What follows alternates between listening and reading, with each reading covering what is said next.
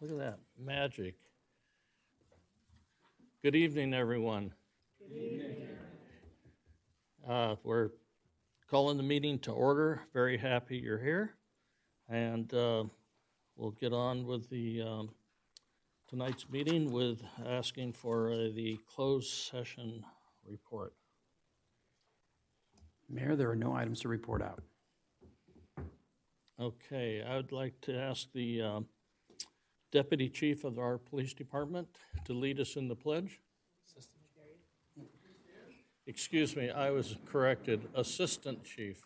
Thank you, sir. No. Right hand over your heart. Ready, begin.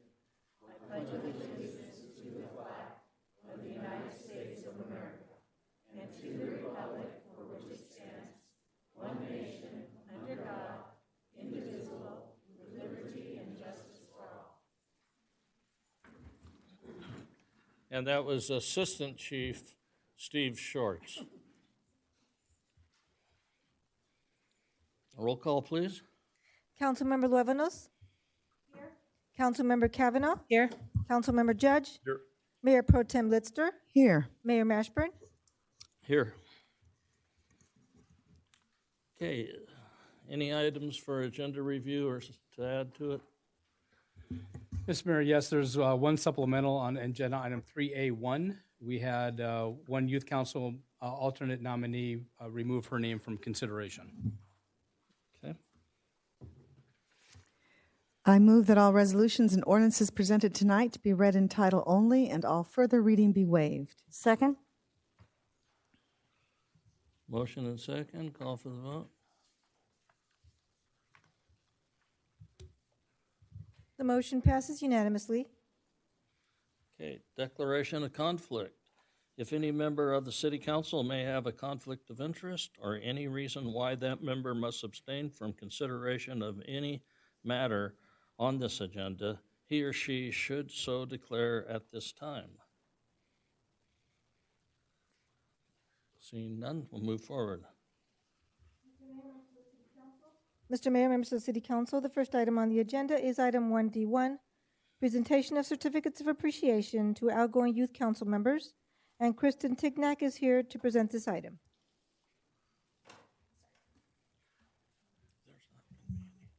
Good evening, Mayor Mashburn and members of the City Council. This evening, we are recognizing 13 outgoing youth council members. These individuals have contributed their time and exemplary service on the advisory board to the City Council on youth-related matters. I'm excited to announce that our graduating seniors have plans to attend the following colleges this fall: Moorpark College, UC Berkeley, UCLA, UC Santa Cruz, UC Riverside, and USC. The rest will be continuing on at their middle and high schools, poised to be remarkable student leaders this coming year. At this time, none of our outgoing members are present tonight. A lot of them are on vacation, so I'll be reading their names. Samaya Akbar, Mateos Broki, Joshua Chandran, Minkson Deng, Jordan Downey, Gracie Kim, Raul Naveen, Aniri Pillai, Kalissa Rowe, Sadie Rowe, Rohith Saju, Jaslyn Sidiou, and Alden Ta. To all of these amazing individuals watching at home or on vacation, I wish you the very best and want to let you know that it has been a true honor to work with each and every one of you.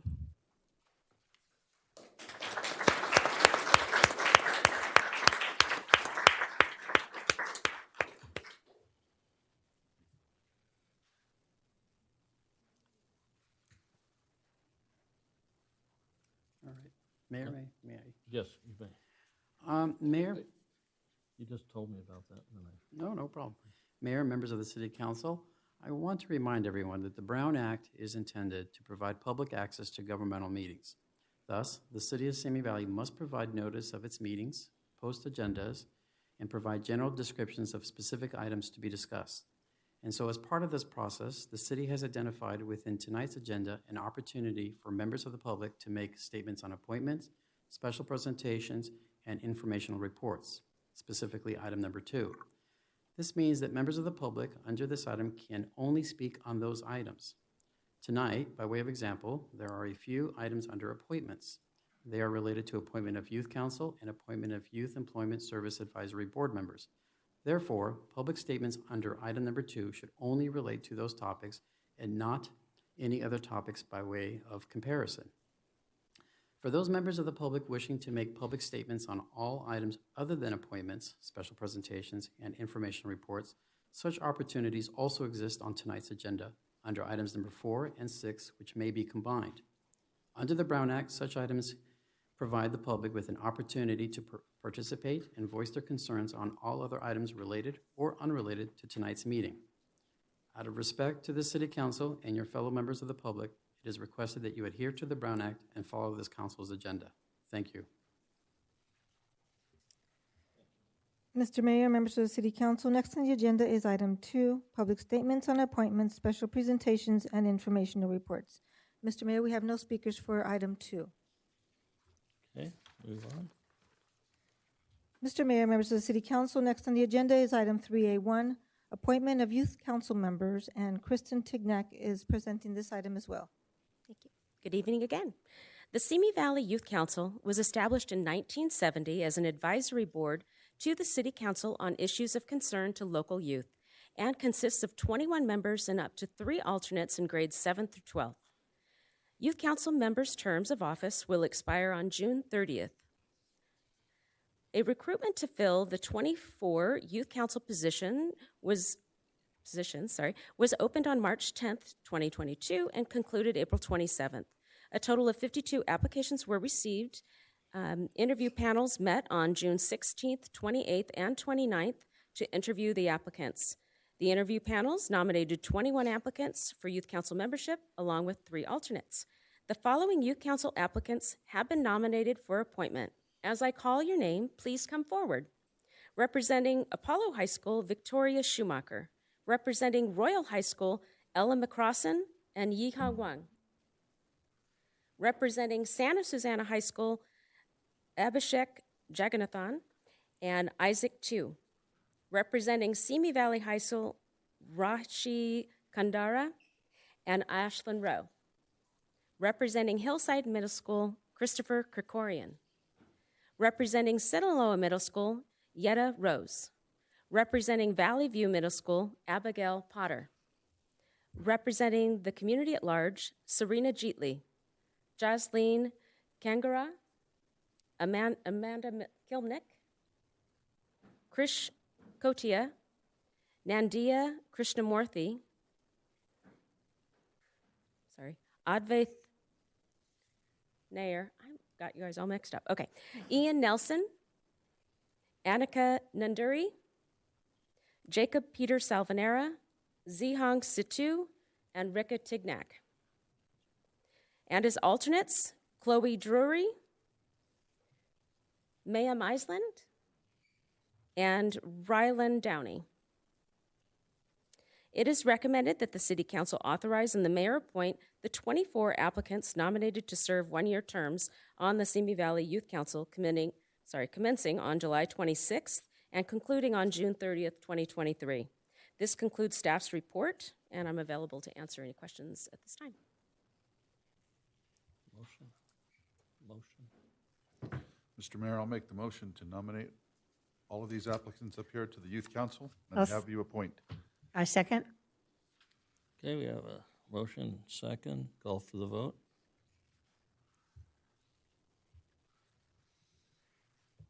The motion passes unanimously. And for the record,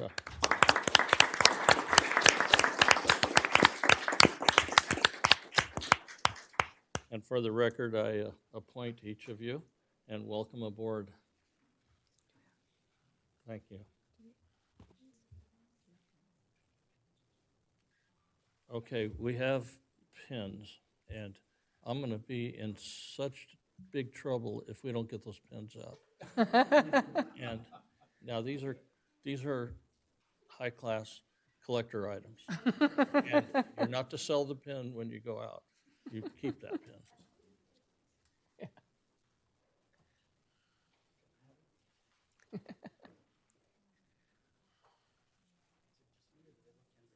Yeah, that's true. I see him driving. I'm like, The one, the girl, fourth one down. Oh, I already said that. She was one of my girls. Is that right?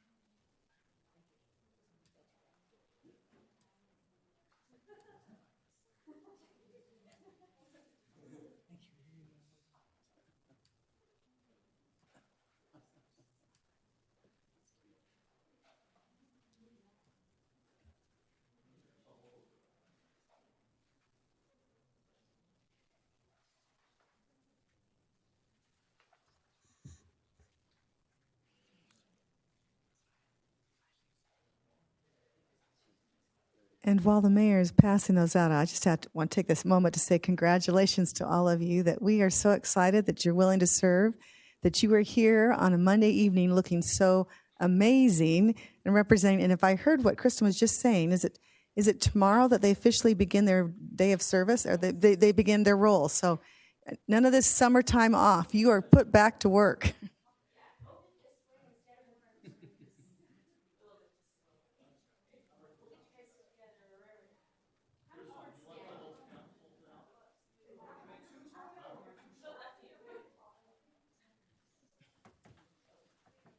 I think your motion.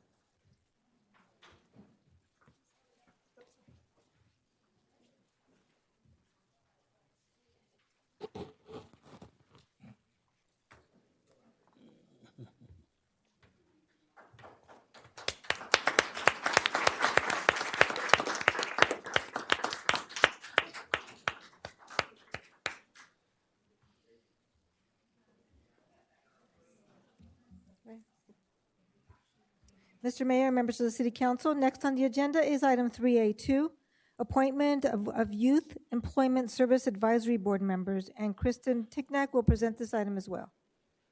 All right. Good evening again. Since 1982, the Youth Employment Service Advisory Board has advised the City Council on matters related to youth employment. The board is comprised of 18 members. A total of 12 positions are currently vacant, 4 regular, 5 designated, and 3 alternate member positions.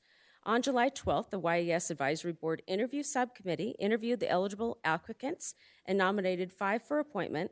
Additionally, the Simi Valley Chamber of Commerce, the neighborhood councils, and the Simi Valley Unified School District nominated representatives for 3 vacant positions on the YES Advisory Board.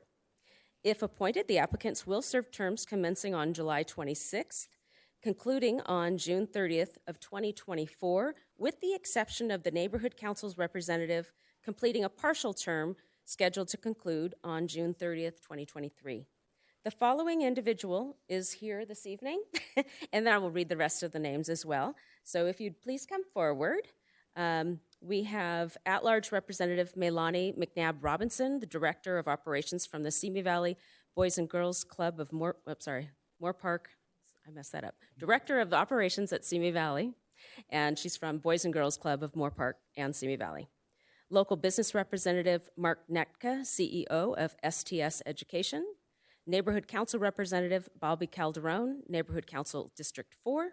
Simi Valley Chamber of Commerce Representative John Tolson, Director of Membership and Business Development. Simi Valley Unified School District Representative Rita Longo, Work Experience Teacher at Royal High School. Alternate members Ryan Fowler, Community Member and Student Leadership Program Coordinator with the Ronald Reagan Presidential Foundation and Institute.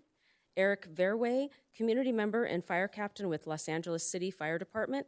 And Amin Maghzoudi, Executive Director, Partnership Development from Pacific Oaks College. The Youth Employment Service Advisory Board, Simi Valley Chamber of Commerce, Neighborhood Councils, and the Simi Valley Unified School District recommend that the City Council approve and the Mayor appoint applicants nominated to the Youth Employment Service Advisory Board. This concludes staff's report, and I'm able to answer any questions at this time. Yeah, I think we need to have a speech by John Tolson. John Tolson's up there. He ought to give us a speech. We got 30 minutes.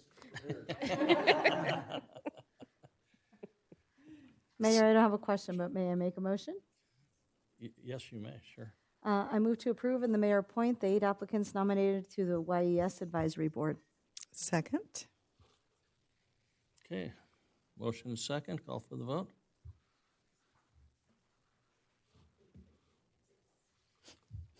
The motion passes unanimously. Wait. But there's more I haven't appointed as of yet. No, of course, we're appointing. Thank you, John. Thank you. Mr. Mayor, members of the City Council, next on the agenda is item 4, public statements. Mr. Mayor, members of the City Council, there are no public hearings under agenda item 5 this evening. Agenda items 4 and 6 are combined this evening, and the council will hear all public statements under this agenda item 4. Agenda item number 4 and agenda item number 6 are times allotted for public statements on all items other than public hearings, appointments, and informational reports. Speakers will be called on in the order in which their card was submitted to speak on for this public statements item 4 for a period of no more than 3 minutes each. Persons addressing the City Council are requested to state their name and community of residence for the record. Mr. Mayor, unless you have any comments, we can begin public statements. No comments. Ready for the first speaker. Thank you. Mary Ann Burton.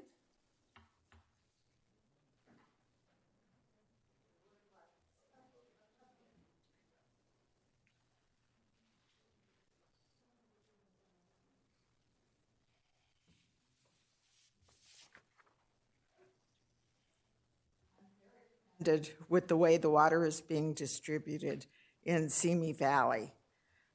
Residents get 7% of available water. 93% goes to other entities. Residents get 7% and they're being squeezed. Our landscaping, when I moved into this town 12 years ago, I landscaped my yard. And then I was told there was a drought. So I re-landscaped my yard to be drought tolerant. Now I'm finding I have to cut my water to once a week, and I'm in danger of losing my landscape. And I only get 7% of the available water. No, not even, because I'm being squeezed out of that for the 93% that goes to municipalities, businesses, and agriculture.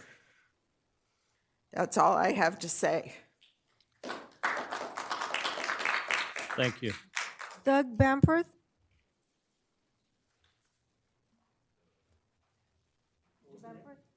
Yes.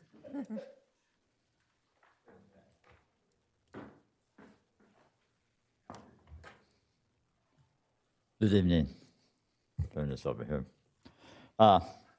Boy, it was great seeing all those young children here.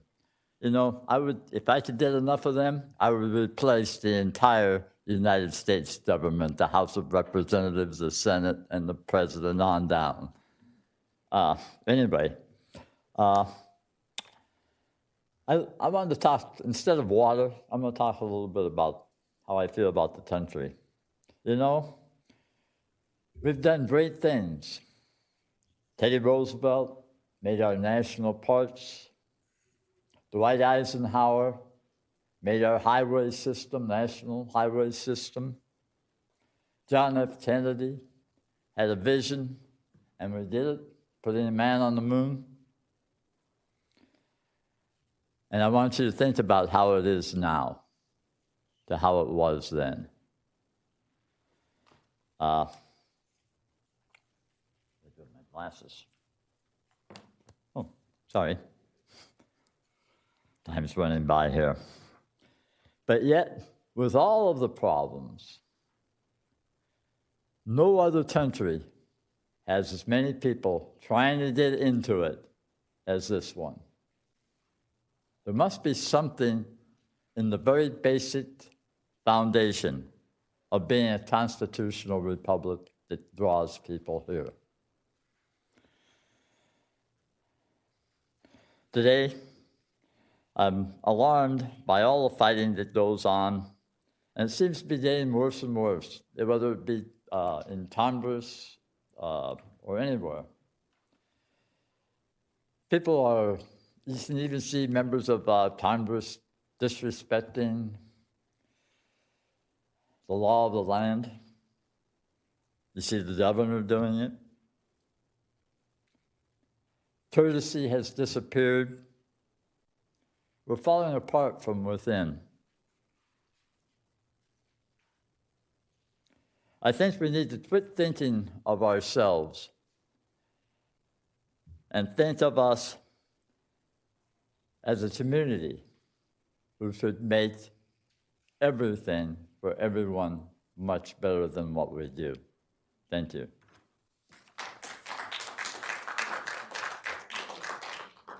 Thank you. John Lapper.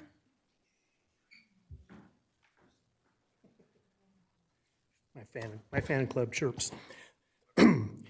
Mayor Mashburn and City Council, let me first cite the City of Simi Valley Code of Ethics for Elected Officials. Item 5, conduct of public meetings. Members shall refrain from interrupting other speakers, making personal comments not germane to the business of the body, or otherwise interfering with the orderly conduct of meetings. Which brings me to City Council meeting of June 27th, where Councilman Mike Judge took advantage of his time to partake in a rebuttal to my rightful public comment. And I quote, "To address Mr. Lapper's comments, the reason I don't address your comments, most of what you say is lies, and it doesn't affect my community. Mr. Judge, my comments about our community, illegal fireworks, streets needing repair, housing, water safety, or traffic concerns are not lies. Also, you missed my point about you not being responsive at the city council meetings, as it was about you seldom speaking about anything, and 90% of your time is spent staring at your computer monitor." And then Mayor Mashburn said, "Mr. Lapper, I agree with Judge. I'm glad you're here. I wish you'd speak the truth." Mayor Mashburn and Mike Judge, I always speak the truth and present facts. And calling a resident who participates regularly in the city happenings a liar without any support is very disrespectful from our elected leaders. Mayor Mashburn is wrongly obsessed with the idea that I call him a liar. That has never happened, and the public record will support that fallacy of yours, going back to the failed censure attempt of Councilman Luevanos. It would be wonderful to have a meaningful dialogue with our elected leaders, but some have chosen to ignore public statements, emails, and this council offers no town halls or social media communications. Furthermore, I'll remind you, the City Council of Thousand Oaks City has a term limit of 3 terms or 12 years. Mike Judge has been on the council for 12 long years and is seeking 4 more for a total of 16 years. That is 4 more years of a councilman who has brought disgrace to our city on more than one occasion. A councilman who I doubt understands the approval tonight of the monthly investment report, a report showing a June loss of $1.7 million with corporate bonds. A councilman who has ignored the Santa Susana Field Lab non-cleanup for his 12-year tenure. The airing of In the Dark of the Valley last night about contamination in our valley from Rocketdyne Boeing is truly alarming. Time for change in Simi Valley. I'll now await for your responses from under item 4A with your bully pulpit. I'm sure Mr. Litzer can relate. Do better, the Youth Council is watching. Thank you. Thank you. Bruce Boyer.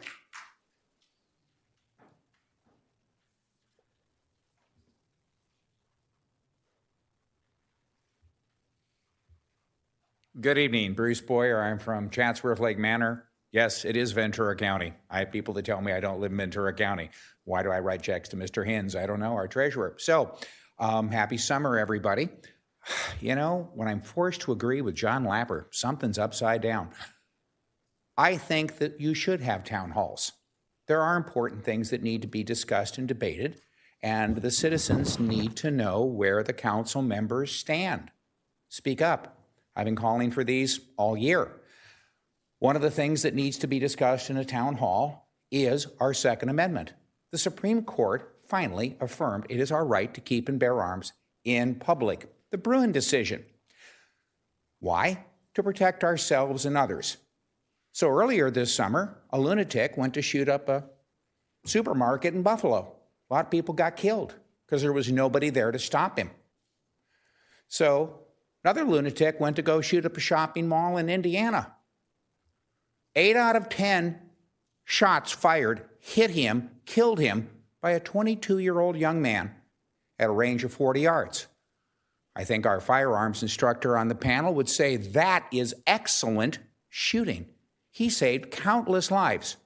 Because as I pointed out to the city council, Indiana is constitutional carry. They recognize our right to keep and bear arms in public without the Supreme Court ordering them to. Well, now the Supreme Court has ordered government to do it. So what happens if there's a lunatic here? Well, I'd like to think law enforcement would be there, but we saw what happened in Uvalde. No disrespect to Simi Valley PD, but a lot of people got killed because they stood in the hallway. We saw what happened at the borderline. Were there 8 cops inside when shots were fired or 10? It depends upon which cop you're listening to. How many people got killed there? All the cops were safe because they got out of there. They left people behind. We, the citizens, need to protect ourselves. So how about a public forum so that you can explain why you're not allowing people our rights? LAPD and LA sheriffs and the Highway Patrol have already said they're not going to enforce or investigate alleged high-capacity, standard capacity magazines. Assault rifle bans are struck down. Are you telling the people of Simi Valley to go sit in the back of the bus that you don't care what the Supreme Court says? It's our right? How about we start with recognizing the rights of the people in Simi Valley, in Simi Valley, instead of waiting for somebody else to do it. These are our rights as citizens. You want to deny them? Have a public forum. Let's have a debate. Bring it on. Thank you. Thank you. Mr. Mayor, that was the last speaker.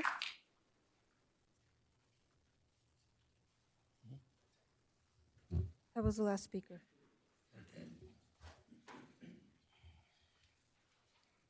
Mr. Mayor, members of the City Council, next on the agenda is item 4A, City Council comments regarding public statement. Okay, we'll start with Mike Judge. I have no comments. Okay. Councilman Kavanaugh. Only the fact that we as a city do not issue concealed carry weapons. That's done by the sheriff of Ventura County. Okay, Councilmember Luevanos. Thank you, Mayor. I would just like to address the fact that you equivocated. You mentioned specifically, Mr. Boyer, telling people in Simi Valley to go sit in the back of the bus. You do not get to equivocate civil rights that people of color fought and died for with gun rights. That is not an equivocal comparison. That's disrespectful to the many men and women of color who fought for civil rights, who fought for equality, and who died for simple, basic rights, like the right to vote and the right to exist. So it's not the same. It's my turn to talk, Mr. Boyer. And therefore you will respect me. Good. As far as our mayor and councilman judge calling a resident a liar, I agree. That is disrespectful. That is part of what Mr. Banforth talked about, disrespecting the law of the land. There is no common courtesy. We can disagree with someone without being personally vindictive and attacking them, and we need to come back to that. So thank you, Mr. Banforth, for bringing that up. In terms of water, let me remind you that the number one economic, engine in this state of California is, in fact, agriculture. And so we all have to make sacrifices. I personally voted for us not to continue allowing new pools so that we could water more, outside, but that was not a decision that I had the votes to carry. So I just want to bring that up. Thank you, Mayor. Mayor Pro Tem. Thank you, Mayor. I'd like to thank those who spoke today, this evening. I appreciate it. I appreciate Miss Marianne Burton coming and expressing her concerns about water. I know it is very disheartening to see so much drying up and shriveling, and I know it's a concern of everyone. This water shortage is real, and it's affecting everyone. And as far as the statistic of 7% being residential, and I don't know that statistic, I'll do more investigation, but I certainly do know that everyone is having to sacrifice, and it's being, we made the decision which affects certainly the water Division 8 or Section 8 of, Waterworks District 8, I've got to get the right, I'm sorry. Unfortunately, we don't have any purview over Golden State water, and that's another third of our city. And so they too, in some ways, are even more draconian in what they're requiring for water. And so, but appreciate your courage in coming forward and speaking. And I also want to thank Mr. Banforth about his reminding of this beautiful, wonderful country that we live in, and what great has happened and what great will happen in the future. And it is important that we have civil discourse, and I see much of it happening here on the dais, and hope that it will continue. So thank you. Thank you. Marianne, we hear you loud and clear. It doesn't mean we can cure the problem quickly, but your concern is heard from many residents, and if there's anything we can do about it, we certainly will. But I can't guarantee anything can be done. But we do hear what you have to say. Doug, thanks so much for bringing a little bit of civility and education to us all without really attacking anybody. You're a gentleman, and appreciate your input. Bruce, the one area that I just want to say how I handle it is I know several people that have recently received their CCW permits, and none of them were denied or delayed anything. They got them quite quickly, and I know I, for one, on this council, would be more than happy to tell anybody that wants one how to go about getting it, and it's a pretty smooth process now, and it's just a process that we agree with is going to the one source and saving the money of not having to put on a staff here. So we may not fully agree, but I think the reality is if you want a CCW and you live in Simi Valley, it's quite attainable. And thanks for your comments. That's all. Mr. Mayor, members of the City Council, next on the agenda is item 7, consent calendar, and there are 4 resolutions for your consideration this evening. Consent item 6, resolution number 2022-42, a resolution of the City Council of the City of Simi Valley approving the City of Simi Valley's Title VI program. Consent item 7, resolution number 2022-43, a resolution of the City Council of the City of Simi Valley confirming the existence of a local emergency and authorizing remote teleconference meetings of the legislative bodies of the City of Simi Valley pursuant to Brown Act provisions. Consent item 8, resolution number 2022-44, a resolution of the City Council of the City of Simi Valley approving updated citywide publicly available pay schedules effective on June 20, 2022 and on July 4, 2022, in accordance with California Code of Regulations, Title II, Section 570.5. And consent item 9, resolution number 2022-45, a resolution of the City Council of the City of Simi Valley accepting all of Volume 1 and the Simi Valley Annex of Volume 2 within the Ventura County Multi-Jurisdictional Hazard Mitigation Plan 2022. Okay, go ahead with Mayor Pro Tem Litzner. You, Actually, that was left over from last time, but since I would actually just have a couple questions on number 2, please. number 2. Okay, Councilmember Luevanos. Mayor, I'd like to pull consent items 3, 5, and 6. I just have a couple of questions. 3, 5, 6. Okay, why don't we just go right in order? We'll start with number 2. Questions on number 2. Thank you. Mayor Pro Tem. Thank you, Mayor.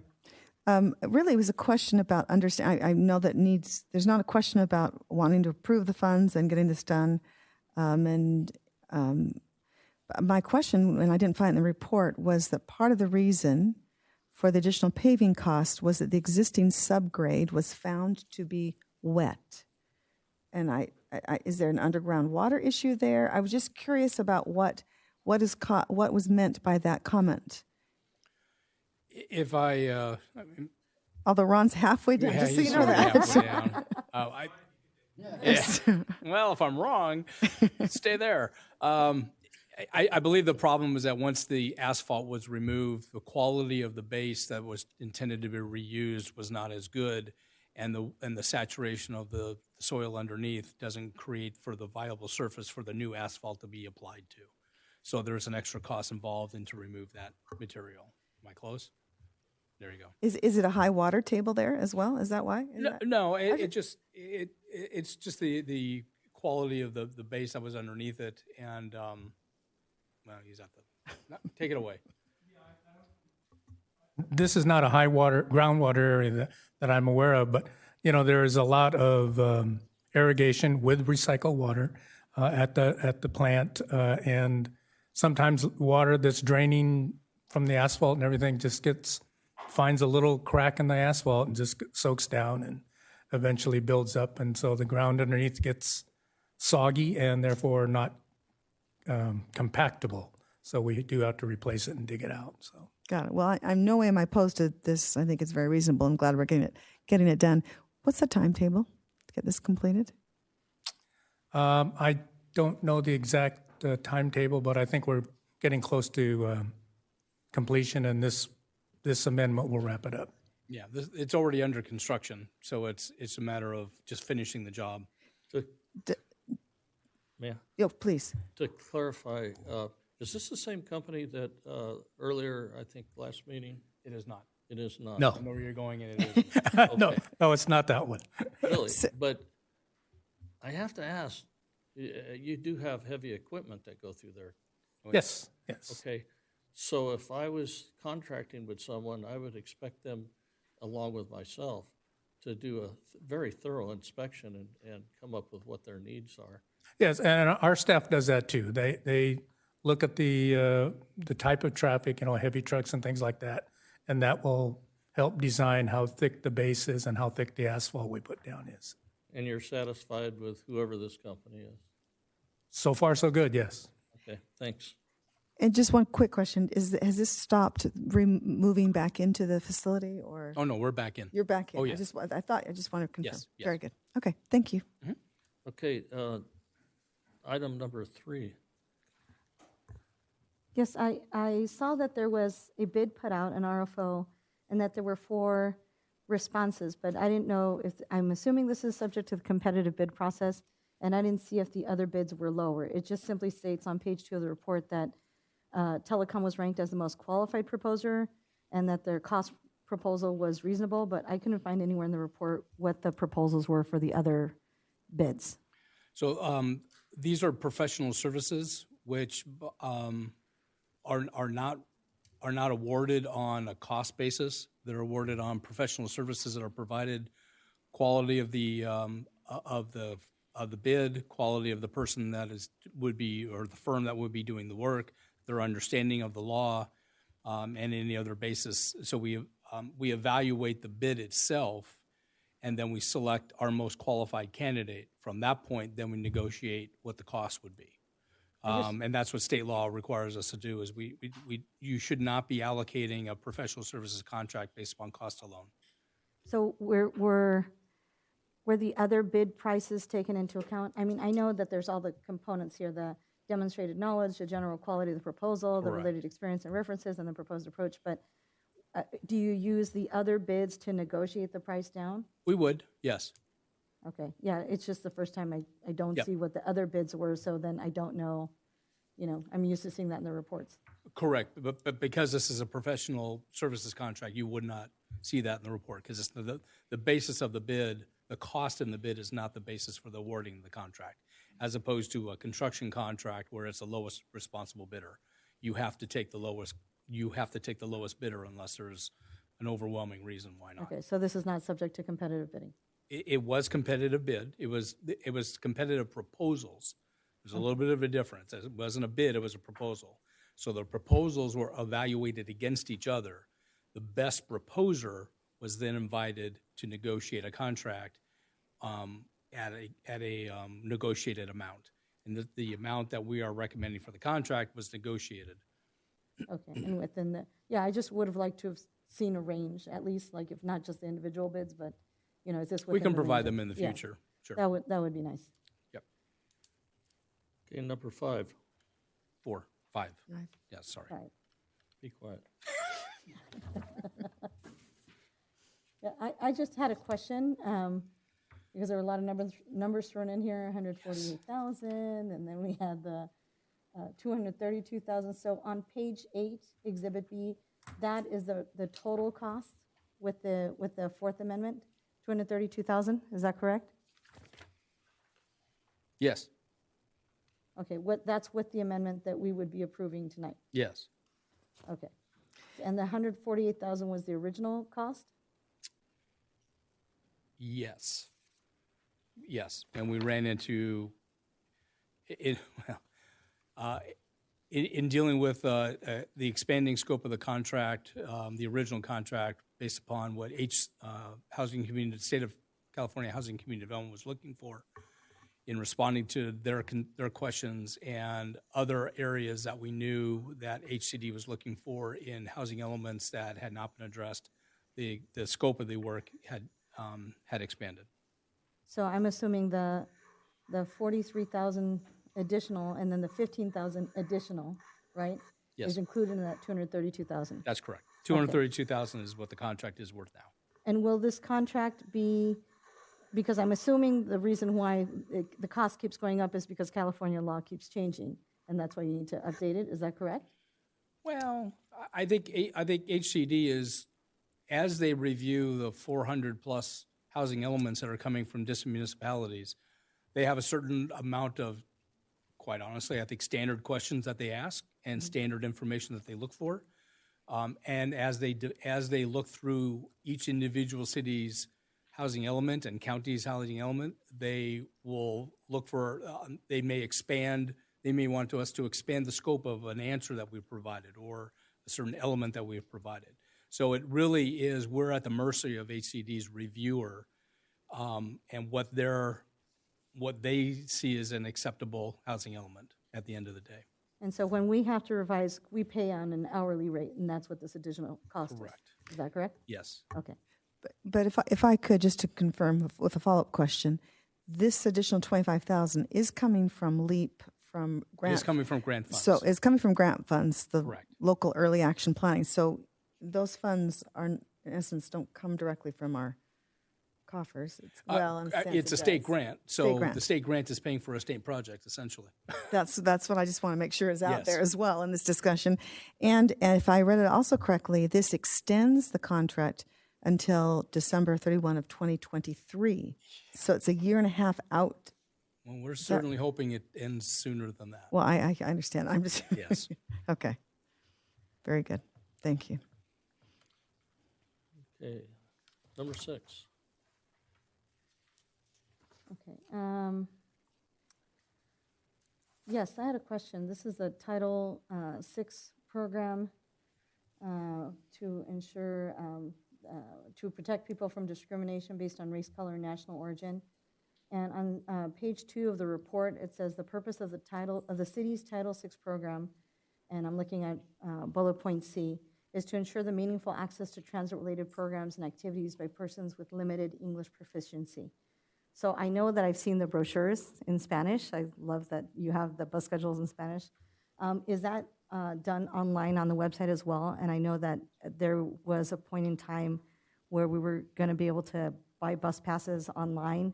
Is that accessible in other languages? Because our second most spoken language in California is Spanish, and behind that is Tagalog. So I want to make sure we are complying with this federal regulation and we are providing that accessibility.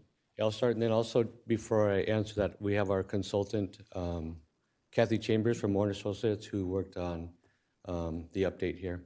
So to answer your question, they're able to buy their bus passes via at City Hall, various locations, or at a transit maintenance facility. We don't have the technology as of yet to do it online. We have the mobile ticketing app that I think we talked about maybe a year ago. It's been in place in March of 2020. But we are working, we just revised our website, so I think that's the next step of being able to add our bus stops, our bus passes to purchase them online. As far as any outreach or our pamphlets, we have them in Spanish, we have our writer's guide, we have our schedules, and we also updated various topics on our website, like customer comment cards are also in Spanish.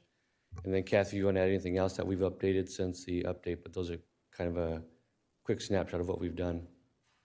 No, I think you've pretty much hit everything. We did find that Spanish was the language that needed to be addressed, and the city is doing that. It is the one that met the criteria, both in terms of population as well as in terms of interactions with the transit program. So Spanish was the only language that was identified for that. And so the city is in compliance in doing what it is currently doing. And I will note that with our new website, our entire website can translate into multiple languages. Okay. Yeah, I was going to ask that because it's not hard to add a Google Translate button. No, it's all. Even though it's not always 100% accurate, because trust me, I've seen those translations.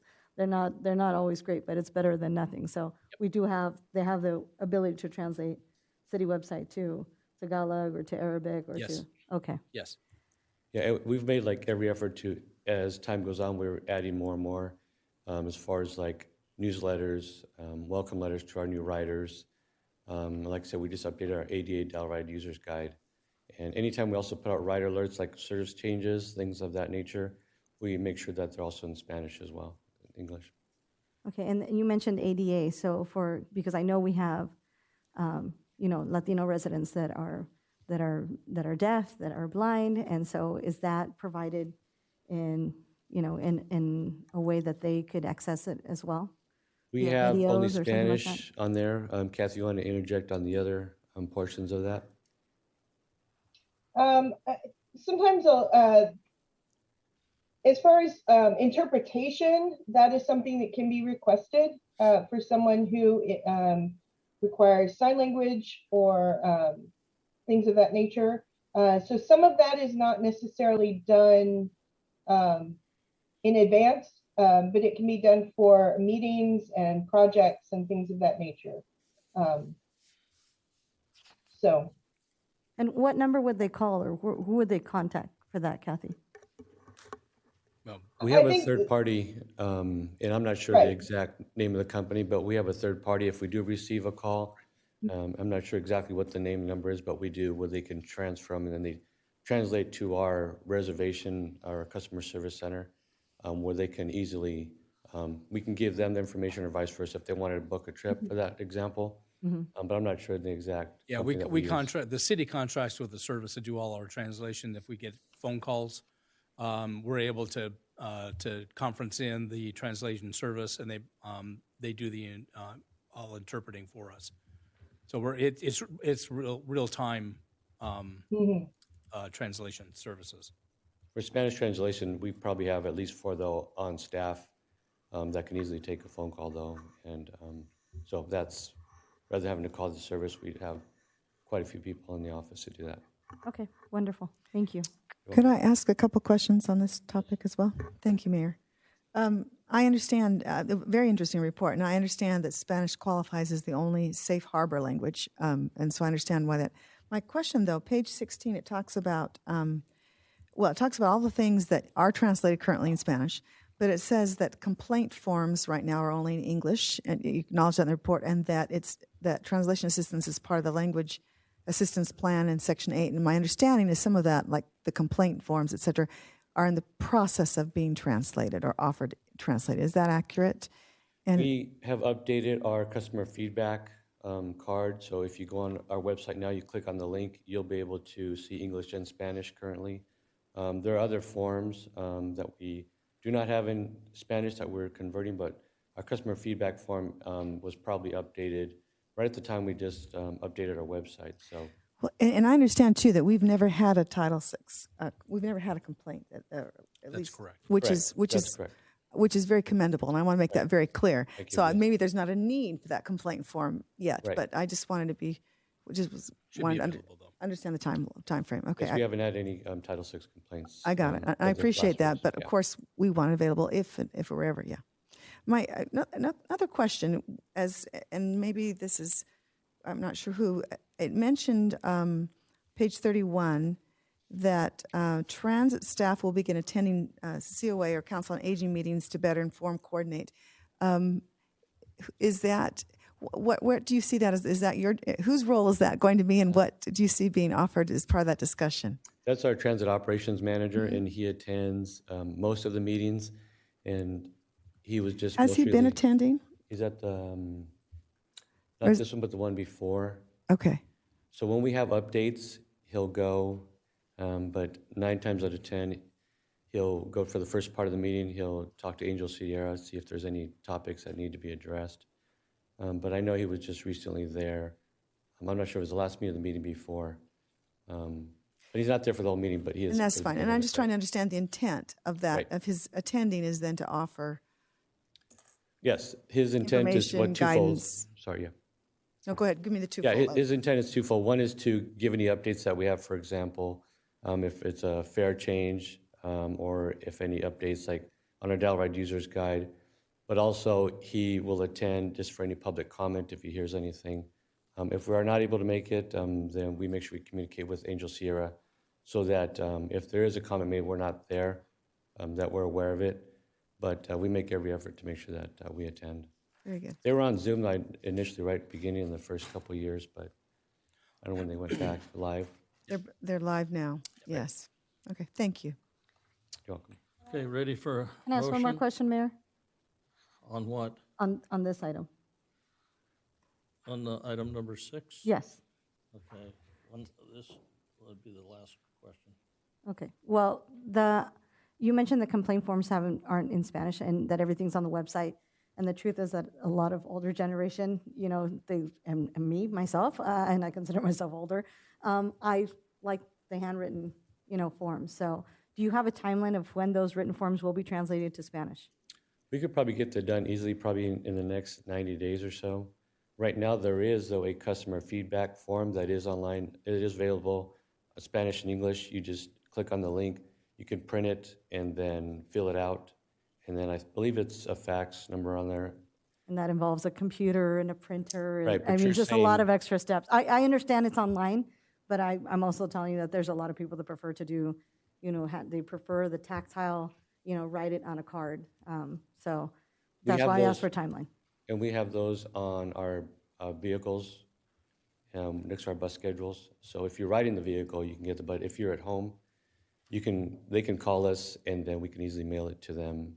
And to be quite honest, when they call in, if they want to make a complaint, we take that off for them and we enter it into our system. So they won't even have to write if they need to. They could just make a phone call and it's entered into our database and then it's investigated. Okay, great. Thank you. Welcome. Mr. Mayor, may I make a motion? Yes, you may. I move that we approve consent items 1 through 9. Second. Okay, we have a motion and a second. Call for the vote. The motion passes unanimously. Mr. Mayor, members of the City Council, the next item on the agenda is 10A, City Council Member Reports. Okay, we'll start with Councilmember Luevanos. Thank you, Mayor. On Thursday, July 7th, I attended the Clean Power Alliance meeting, and we approved several items, including extending some contracts, adopting resolutions for meeting via teleconference, especially with COVID numbers going back up, approving the energy risk management policy amendments, approving a resolution for the selection of California Community Choice Financing Authority, Joint Powers Authority, the bond issuer, approving selection of Goldman Sachs as a prepaid supplier for potential energy prepayment financing. In addition to that, we had to modify and amend three of our long-term power purchase agreements due to supply chain issues and that they're having from abroad. And this is something that I'd like for us to consider as a city council, is that whatever contracts that we have, I would hate for us to be in a position where we might face liability due to supply chain issues. So I'd like whatever future contracts we have to make sure that that language is included in there. This is for the city manager and the city attorney, because I don't want supply chain issues to be a reason why things are delayed or costs are increased. If it's additional services, that's fine, but if it's something that could have been foreseeable that they didn't foresee, I would hate for taxpayers to have to pay for that, and that's why I'm bringing that issue up. And so that was my staff report from Clean Power Alliance. On Monday, July 11th, I went to Waste Management. I wore two hats to meet with the Girl Scouts, several Girl Scouts, who would like to do their Gold Award projects. And for those of you that are Boy Scouts, those of you who are Girl Scouts, in case you didn't know, I'm still very active with both. And you're looking for a Gold Award project or a Bronze Award or a Silver Award or an Eagle Scout project, please reach out to Waste Management. They have lots of projects from trail cleanups to gardens, and I always get people who are coming to me and asking, where can I do projects? Also, RSRPD, our Parks and Rec District, is always looking for Eagle Scout projects and Bronze Award and Silver Torch projects. So please reach out. If not, if you don't know who else to reach out to on City Council, you can reach out to me. I'm happy to provide that. I know we have a lot of seniors that are looking for those kinds of projects. So please reach out to Waste Management. They have lots of stuff for you to work on. On Wednesday, July 20th, I attended the Confronting Boeing's Lies presentation by the Physicians for Social Responsibility, along with Parents versus Santa Susana Field Lab. For those of you who are not familiar, the governor entered into an agreement along with Department of Toxic Substance Control, which is basically going to allow Boeing, NASA, and Department of Energy to leave 95% of the radioactive contamination at Santa Susana Field Lab, along with zero cleanup of the toxic chemicals there. There is a water board meeting on August 11th in Santa Clarita. You can attend via Zoom or in person. Please, please attend. This is our last opportunity to hold these polluters accountable and to make sure that no more families here get cancer or have thyroid issues or have dental issues, which we're all familiar with. We all know someone that has issues like that. So I urge you, please, as members of the public and residents of this city, to make sure that these polluters are held accountable and to attend the Regional Water Board meeting on August 11th at Santa Clarita Valley. If you want more information, you can watch In the Dark of the Valley that Mr. Lopper mentioned, and make sure that you advocate for our residents, our students, and our families. And that's my report. Thank you, Mayor. Thank you. Thorough report. Thank you. Councilmember Judge. Thank you, Mr. Mayor. On Saturday, July 2nd, I attended our Independence Day celebration at the Rancho Simi Valley, Rancho Simi Santa Susana Park. It was a great celebration. The music was great. The fireworks were beautiful, and I think everybody there had a great time. On Thursday, July 7th, I attended the SCAG Regional Transportation Committee and the Regional Council via Zoom. It was the meetings were pretty brief. It's our last meeting until September, and we just wasn't too much discussed. It has anything to do with Simi Valley. On Friday, July 8th, I attended the VCTC meeting. I'm chair of the Ventura County Transportation Committee in Camarillo, and we did not meet about any. I did have a chance to speak with the Caltrans rep for our area, talking about sound walls on the 118 freeway. It's a new rep because the old rep was made the chief of Caltrans for the state of California. Congratulations to Tony. She was very receptive to my request, and we're going to talk more about it in the future. Hopefully, we'll be able to find a way to come up with some funding for that. Mostly, we're missing our sound walls. The most important ones, to me anyways, and probably to the residents in that area, are the ones between Sycamore and Erringer on the 118 freeway on the south side. We have them on the north side. For some reason, they didn't put them on the south side, so the sound just bounces off. On Monday, July 11th, I have to wish my wife happy birthday again. On July 18th, I have to wish my father-in-law happy birthday. On July 20th, alluding to what was spoken earlier, I did pull paperwork to run for re-election to the city council. And that's my report. Thank you. Councilmember Kavanaugh. Thank you, and we can wish you a happy birthday, too. All right. On June 28th, right after our last meeting, I had the pleasure of attending the Evening Rotary Club, where they gave out all of their awards and their donations to all of our nonprofits. So there were, I think, 8 or 10 different nonprofits, including the Free Clinic, the Girl Scout Troop. I mean, it went from one extreme to the other. It was really nice to see all those people be there to celebrate and to say thank you, and for that club to give out those awards. On Thursday, June 30th, I attended the Rotary demotion for my Rotary Club.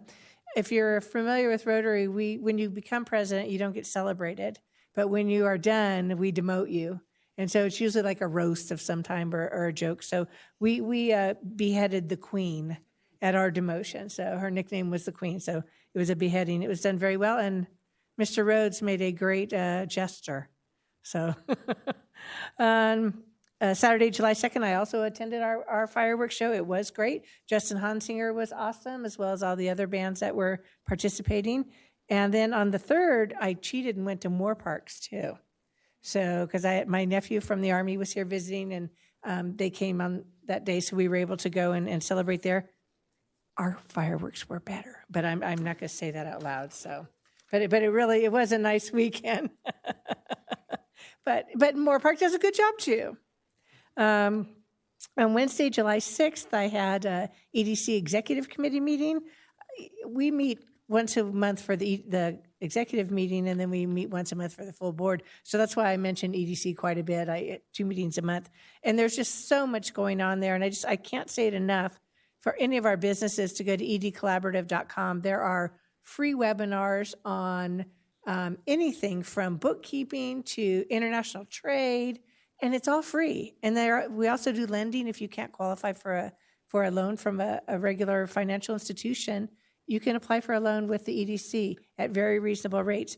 They have everything in Spanish.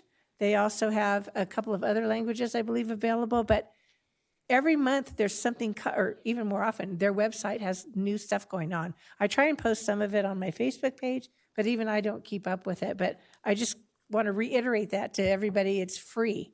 Tell your friends, tell your family, anyone that has a small business or is even thinking about starting a small business, they'll help you with that. So it's great. They have, we have like 60 advisors on staff with all expertise in different areas. And so they will pair you with somebody with the expertise that you're looking for. So it's wonderful. edcollaborative.com. On Saturday, July 9th, this was wonderful. I attended the 911 emergencies in the 805 meeting in Thousand Oaks. Assemblymember Jackie Irwin, and in conjunction with some county and such, put on a program regarding our water shortage. And they had a lot of different displays there. It was very interesting. The panel was made up of water agency people, as well as a lady from the state who's an expert in different types of water reclamation. And I mean, they had a panel of 8. We even had one of the fire chiefs there, representing the fire department. But it was very informative. I think it was very well attended. I saw other people there too. But they did a great job in answering questions and talking about it and showing you in PowerPoints exactly why things were happening the way they were. It was very interesting. And then outside there, they had a lot of displays. There was a couple of plants where they were giving away drought-resistant plants and ones that are better for your yard, ones that are better for butterflies. And then, of course, we had our wonderful fire department there, as well as the hospital was there. The hospital in the other city was there, that type of thing. But it was a great program, and it was all free, and I think it was very well attended and very much appreciated. I tried to get them to do it here again, but it's a little late. They didn't have quite the time to book another one. So on Thursday, July 14th, I unfortunately had to attend a funeral for Sherry Schultz. Sherry was a longtime Simi Valley resident and was kind of the spark in almost any event you went to in town. If she wasn't leading it, she was behind it, pushing whoever was leading it. I'll let Mike also make comments because he knows her well too, but it was a beautiful, beautiful ceremony in remembrance of up at Mount Sinai, and the family's very appreciative of all the support that they have received. And can you tell we had no meetings for a month? That's why we all have so much. Again, on Thursday, July 21st, I had my regular EDC board meeting. Again, edcollaborative.com. I'm going to keep saying that to everybody. My last thing I just wanted to mention is I also, as a member of the City of Simi Valley Council, I sit as a commissioner on the Ventura County Animal Shelter. And it is kitten season, has been kitten season. If you need kittens or if you need a kitten or kittens, please go to vcas.us. They have tons of them there. They also have programs on there on what to do with our community cats, which is what they're called. We do TNR, trap, neuter, and return. So we have a lot of community cats. If you have stray cats in your area, let's get them neutered. It's free of cost. Then at the same time, I just posted, and I was trying to find it on my phone, and I can't find it right now. There is going to be a $10 spay and neuter clinic coming up. It's on my Facebook page. Facebook page. I know I posted it there, but I was trying to find it on vcas.us. You can probably find it there too. $10 spay and neuter. So you can't beat that. And that's the end of my report, Mr. Mayor. Thank you, Mayor Pro Tem Elaine Litster. Thank you, Mayor. It was a fun month for me as well. I will say that I appreciated meeting with Brian just before he left town, and on Thursday, June 30th, I think I was his last appointment, but I appreciated the update of some of the issues that we've been discussing. I, too, attended the wonderful fireworks extravaganza that was here in Simi Valley, and thank you to the Kiwanis who put so much time and effort into. Kathy's even here. Thank you for making that such a success. That was lovely. In fact, I was appreciated that I was asked to volunteer, so I sold tickets, I think at the beer garden for a while, and that was a fun experience to be in the middle, thick of things. And I came to appreciate just how many volunteers that you need to make this successful. And thank you for all those who did put in so much time. It really was lovely, and the fireworks were wonderful. And unlike Dee Dee, who saw more parks on July 3rd, I saw Thousand Oaks on July 4th. So, if you time it right, you can get a good weekend of fireworks in. But I just happened to be there with my granddaughter and visiting a daughter, and wondered what all the hubbub was about as the cars were parking in parking lots there and I realized that's where they go to watch their fireworks. They sit on their cars and watch it at the shopping center. So anyway, it was fun. But again, Simi was certainly outstanding. Can I interrupt you for one question? Yes. Were you able to blow out all the fireworks to celebrate your birthday? I want you to know that I did not let a single firework off. But I got to enjoy other legal fireworks. And I want you to know, too, I was offered a sparkler by someone a few weeks ago, and I did not take it. It was hard. I want you to know but thank you. It's a long time. My birthday is the 4th of July, Independence Day, which is what he's referring to, which is why he's asking. So I have been accused of being a proponent of fireworks in this community because of that. But anyway, thank you. Thank you, Mayor. On Thursday, July 7th, I attended the Energy and Environment SCAG's Regional Committee meeting, and they had several interesting presentations. The one that I found particularly informative was given by the Orange County Water District, and they educated us about their groundwater basin program. Not that it applies to us specifically, but they talked about just what it took to get that water source available, and now it feeds 19 municipalities and 2.5 million customers, et cetera. And so it just reminded me that we need to be really doing some advanced planning. It takes years and years to solve some of our immediate water issues. And anyway, it was interesting to see how, and they have become an example, and people come in to see how they've done it. And so I'm sure that we have in our water district as well people who've been privy to that. But I would love maybe that some time spent there talking to how they were successful tapping their groundwater. But that's a whole nother topic. That weekend, I will tell you, I was gone up to Idaho to celebrate my parents' 60th wedding anniversary. So on July the 13th, 60 years. But we celebrated the weekend. I came back actually on July 13th. I attended the interfaith meeting here in the community, and I appreciate the our faith community and the many wonderful projects they're doing. And one of the discussion that was had too was some of the food pantry efforts. And in fact, I think we have someone here who we represented who is very involved with Stillwater. Is that right? But anyway, I recognize that there's lots of good being done in our community, and it was good to attend.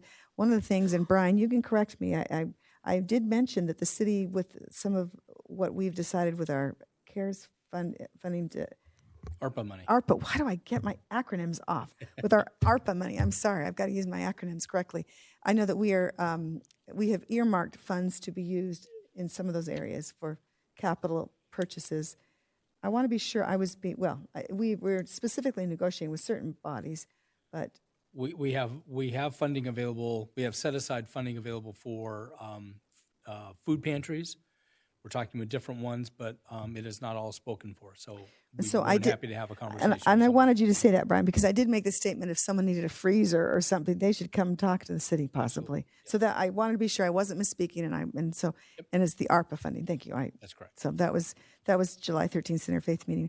On July 14th, I attended VCOG's board meeting, Ventura County Association of Government, Council of Government, which was held in Camarillo.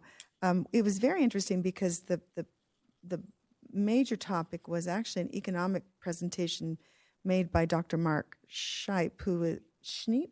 I'm glad you got that. Schneep. Thank you. No, I knew I was going to butcher that name, so thank you. He is the Director of Economic Forecast in Santa Barbara. Some of the comments, he spoke very much as far as what's happening in our country. But he did a few things that I wanted to take away from it. Of course, we're aware of what's going on with inflation rates, et cetera. And there was a discussion of whether we are in a recession or not. One of the things that he pointed out, which is accurate, is that it's not your traditional recession per se, because we are at full employment. And that is not always recession. Often there's a shrinking and people looking for work, et cetera. But one of the things that I found particularly interesting is that he cited a study that said consumer confidence or satisfaction was at a 50-year low, which I thought was really, and I wanted him to get more into what is causing that. He gave the theories as far as prices and on commodities and a variety of things, which certainly are part of it. But it was an interesting discussion that puts us at a kind of a unique crossroads right now in where we go forward. He did comment of certainly applying to Ventura County. We are in essence kind of at our growth, population growth, economic growth, et cetera, is kind of flat and has been for many years. A lot of that he attributes to SOARs and that there isn't a lot of geographical space for population to grow. And so that is just something that our county has decided, and so that will affect what we can do. And so you have a lot of infill, but you don't have a lot of growth, and so that will certainly affects our own city's economic growth and development. Although we have some positive things happening, but it was a very interesting report that we heard. A couple other things, and then I'll turn it to the mayor. On July 21st, I also attended. I'm on the administrative committee for VCOG as well as, and so part of what they discussed was the REAP funding, which we discussed a little bit earlier this evening, how we're using REAP funding for some of our housing element. But REAP 2.0 is now coming forward, and guidelines are still being established of how people can apply for funds. On a regional level, there was some thought that it wasn't going to be specifically available for regional organizations such as VCOG, but more specific for local cities, et cetera.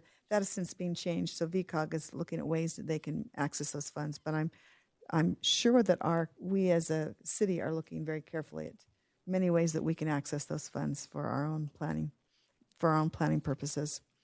And yes, I did go back to Idaho that weekend. Just got back because I drove my son up, who will be attending BYU Idaho University, and had to move him in. So I made 2 trips this week, this month up there. But anyway, it's good to be back and with us today. And so thank you. That's my report, Mayor. Thank you. I also took advantage of the break and traveled. And so I should be short, but my break got pretty exciting. First of all, on July 2nd, thank you, Mike Judge, I was going crazy trying to figure out how did our fireworks show go. And I called Mike, got a great report, and then later on talked to some other folks that relayed what a good show it was, what a good program it was, and what a great job the Kiwanis did in establishing our celebration. So thank you, Kiwanis. On Saturday, July 9th, one of the big disappointments, not being able to go to the Stars and Stripes ice cream social, and that the staff over there and the volunteers do such a wonderful job. Great place. So we celebrated it by my youngest daughter deciding that was the day to have a baby. So I now have a new grandson. But not to be outdone, the following day, my wife's father passed away, to just keep everything going and exciting. I do want to mention Sherry Schultz, what a doer.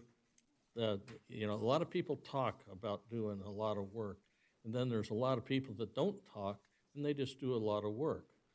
And Sherry was so special in this community. And I just want to relay one little tiny story. She came up to me. I hadn't bought my ticket yet to the Boys and Girls Club annual event. And so she came up to me, and I was like, uh-oh, she's going to tell me I have to buy a ticket. And so she told me I had to buy a ticket, and I'm oohing and ahhing, trying to figure out how to get out of it. She goes, I'll tell you what, Keith, you buy a ticket and you can sit at my table. She always had a hook. She always had a hook. And she was exceptional and will definitely be missed. I think that's pretty much it. The rest of the time I spent picking up my grandson in the Dallas area. So I left Simi Valley in a heat wave, and I went to Dallas in a heat wave. And then I really got sharp. We loaded him up and flew to Florida to play Little League Baseball. And then I found out what heat really was. That was incredible. So it's really odd when you come back to Simi Valley, which I did 2-3 days ago, and you go, this is great, it's so cool. It was amazing. It felt like a snowstorm. So anyway, that's my report, and I had a good time, and it all worked out. With that, we'll move on to 10B. Mayor, I have 2 requests. Sure.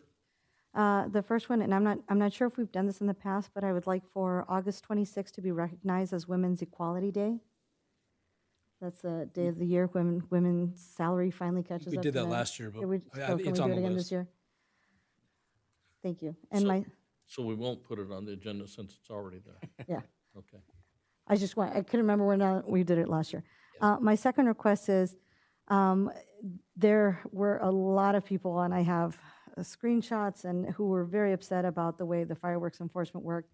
I know that we had discussed this, but I myself had to go and find out exactly the exact address of who was shooting off the fireworks, and take video and provide evidence. And the way that it was done this year, it didn't function. And there were a lot of people that were very upset. There were a couple of fires, just to my knowledge, in Big Sky that were started because of fireworks. And the Ventura County Fire had to respond. So I would like us to revisit the issue of fireworks, to find a better way to make sure that we're keeping everyone safe, including our veterans, our students with special needs. I saw veterans tweeting about how traumatic it was to them to have the fireworks. So we have to come up with a better system. So I would like to find out a public report from the police chief on what happened, what worked, what didn't work, and how we can make things better for next year. Okay. And I know he's already written the report, so it would just be a matter of presenting it to the Okay, public. I was Yeah. just going to ask It's if not you were extra work aware for of him, that. because he already did it, yeah. By the way, thank you to the police department. That's a great report, helped a lot. And then does anybody want a second discussing the fireworks in the future? Agendizing. I'd like to wait until after we hear the chief's report and what, if any, other recommendations they might have utilizing what happened this year to improve for next year. Well, he already emailed us the report. I would like the public to see that report, I think. And as public servants, we should share that information, not keep it exclusively to ourselves, but share it with the public. Will be, if it's not already, available to the public. How so? That I would have to talk to staff and find out how the most effective way to distribute. We could put it online. I don't have that answer, but I certainly have. Yes, we're transparent, and yes, the public deserves access to the report. Can we get a timeline of when that might be available? Yeah, we can, let us put together, for lack of a better term, after action report. We can put it on our website. We can tweet. We can let social media out know that it's available, and give a link to the information that's in the chief's report. So, and I would say chief is out right now. What are we at? Give us a couple weeks. Okay. And then I would assume the public would, once they read it, they're welcome to come and give public comment. Sure, absolutely. Yes. Yeah, and if it shows the need, I'll second and we'll bring it up. Okay. Yep. Okay. And Anybody else? Okay. I have one, I'm sorry, Mayor, one more request. Okay. I know we had a public comment here earlier with regard to water restrictions, and I've had a lot of people ask me and email me and talk to me and post on Nextdoor about enforcement of water restrictions. I know Mr. Banforth mentioned if we all work as a community and not think as individuals, what a wonderful community this will be, and that seems to be true for water restrictions. Are we going to enforce water restrictions? Are we not going to enforce water restrictions? There are people that are thinking as a community, and there are some who are not. I think it's best, I mean, I know a little bit about it, but I think it's best the city manager address that question. Yeah, so we are currently enforcing. We sent out 200 notices last week alone to violators that we became aware of, that we have evidence of them violating the water restrictions. We're getting lots of phone calls and emails.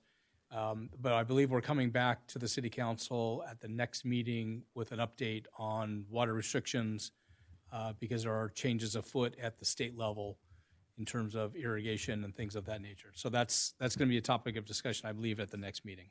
Okay. Thank you, Mayor. Okay. Anybody else? Okay.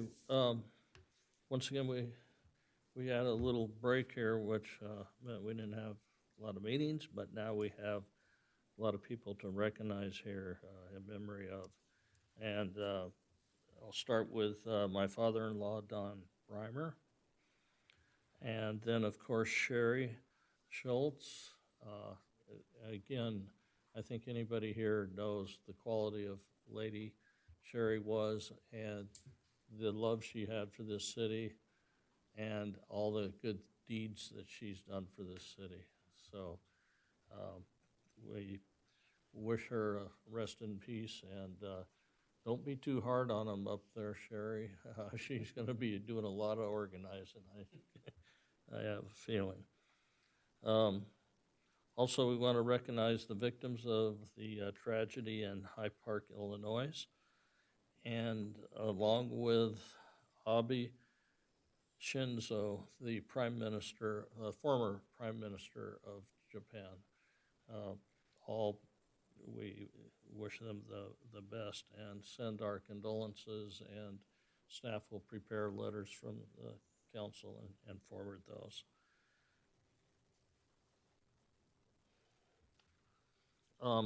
I have a question. I'm sorry I didn't ask it during my report, but I had requested of staff to find out what the status of the potential investigation out of what came out of Waste Management's report on what they thought another trash hauling company, Athens, had done some wrongdoing. And it seems like it's been a long time, and we can't, and the only reason I'm pushing for this, if in fact the items that Waste Management claim happened, we, the city of Simi Valley, and everybody that lives here are victims. And so I think it deserves an investigation to find out if in fact those allegations are accurate or if they're not accurate. So I ask you, Mr. City Attorney, what have you been able to discover? I have been in touch with Cal Recycle, and I've spoken to an attorney, a managing attorney there, and he assured me last week that there are investigators looking into the material and the items that they have obtained, and that he asked me to follow up in about a week or two. Okay, so a future council meeting, we'll hear from you on that. Yes. Okay, thank you very much. And Mayor, I did, at my meeting with Waste Management, they did discuss that, and they were going to do a public, a press release with regard to some of the things that is going on with the other trash hauling, and they showed me the different weights and things like that. So I know that they are gathering their evidence as well. Okay, I was going to ask you when you... And I'm sorry, I didn't include that no, in my report. No, that's fine, but this is, I think, important too. You have a contact person there for, you mentioned the Girl Scouts, Boy Scouts, and for whatever reason, I get a lot of calls that come to the Code of Honors. And yes, I'm happy to share the contact, okay, yes. so we can point them in your If worst comes worst, just go to Justin Hunsinger, and he'll send you to whoever it is, because it depends on which project they're going to work on. But yeah, just send them through Justin, and he'll direct them the right way. Thank you. Okay, any other comments? We did a good job tonight, and we got out of here early, or we're getting out of here early. So thank you, everybody, for being here. Have a good night, and meeting's adjourned.